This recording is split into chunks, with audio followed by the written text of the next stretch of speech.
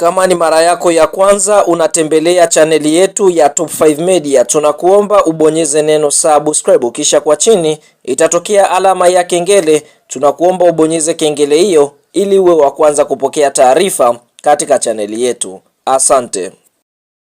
Habari kubwa ya kimichezo ambayo tunakwenda kuiangaza mezani siku ya leo ni kuhusiana na rekodi za mshambuliaji mpya wa klabu ya soka ya Yanga Sports Club, raia wa Namibia ambaye msimu uliomalizika alikuwa akiitumikia klabu ya soka ya Mamelodi Sundowns, ambapo tunaona mchezaji huyu hapo awali alikuwa akihusishwa kujiunga na klabu ya soka ya Simba, na Simba kwa mujibu wa taarifa walikuwa wamefikia katika hatua nzuri ya kuweza kumsajili mchezaji Peter Shaulile, lakini kwa mujibu wa taarifa ni kwamba kocha wa klabu ya soka ya Simba Steve Barker ndiye ambaye aliwazuia viongozi wa klabu ya soka ya Simba kuweza kumsajili Peter Shaulile ambaye alikuwa akihitaji $7.5 kwa mwaka mmoja, ambapo pesa hizo ukizipeleka kwa hela za Kitanzania ni zaidi ya bilioni 1.5 ambazo alikuwa akizihitaji ili aweze kusajiliwa na klabu ambayo itamchukua kwa msimu mmoja. Sasa kocha wa Simba aliona kwamba mchezaji huyu umri wake umekwenda, ukiangalia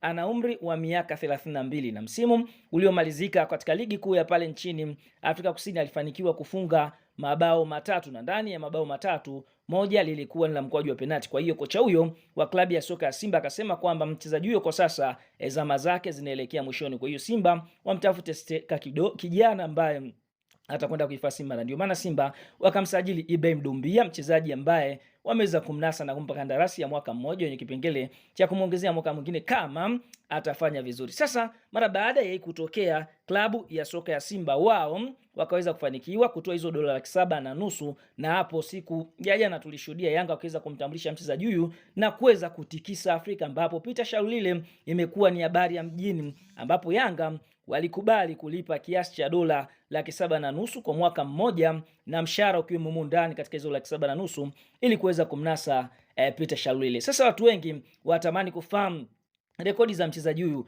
kwa nini amekuwa gumzo hapa nchini Tanzania mara baada ya usajili wake kukamilika, kwa sababu ni miongoni mwa wachezaji ambao wamefanya mambo makubwa katika bara hili la Afrika. Sasa fahamu hizi ndizo rekodi za Peter Shaulile, mchezaji mwenye umri wa miaka 32. Fahamu ndiye mchezaji ambaye anaongoza kwa kufunga magoli katika ligi kuu ya pale nchini Afrika Kusini almaarufu kama PSL katika misimu ambayo amecheza. Kwa hiyo haijawahi kufikiwa hii rekodi ya magoli ambayo ameyafunga mchezaji huyu tokea ligi hiyo ianzishwe. Ndiye mchezaji ambaye amefunga mabao 130 ikiwa ni rekodi katika ligi kuu ya pale nchini Afrika Kusini, na amefunga mabao 15 katika mechi za MTN 8 za pale Afrika Kusini, ikiwa ni kama michezo ya kombe la FA kwa pale nchini Afrika Kusini. Lakini katika michuano ya ligi ya mabingwa barani Afrika, mchezaji huyu ameweza kufunga mabao 20. Kwa hiyo ni miongoni mwa wachezaji ambao wamefanya vizuri sana, lakini kama amewahi kuweka rekodi ya kufunga mabao 100 kwa haraka zaidi, ambapo mabao 100 aliyafunga katika michezo 197. Peter Shaulile amekuwa top scorer ama mfungaji bora wa ligi kuu ya nchini Afrika Kusini kwa misimu 3 mfululizo, ambapo ikumbukwe aliweza kuitumikia Mamelodi mwaka 2021. Kwa ndani ya miaka 5 amekuwa na mfungaji bora mara 3 mfululizo, lakini amewahi kufunga goli la mapema katika ligi kuu ya pale nchini Afrika Kusini, ambapo bao hili alifunga katika sekunde ya 10 tu, lakini aliwahi kufunga mabao 33 katika msimu mmoja. Yani katika ligi kuu ya pale nchini Afrika Kusini aliwahi kuweka rekodi ya kufunga mabao mengi akifunga mabao 33. Peter Shaulile ni mchezaji ambaye amewahi kupiga hat-trick 2 mfululizo katika ligi kuu ya pale nchini Afrika Kusini. Yani kwenye mechi ya kwanza amefunga, kisha mechi iliyofuatia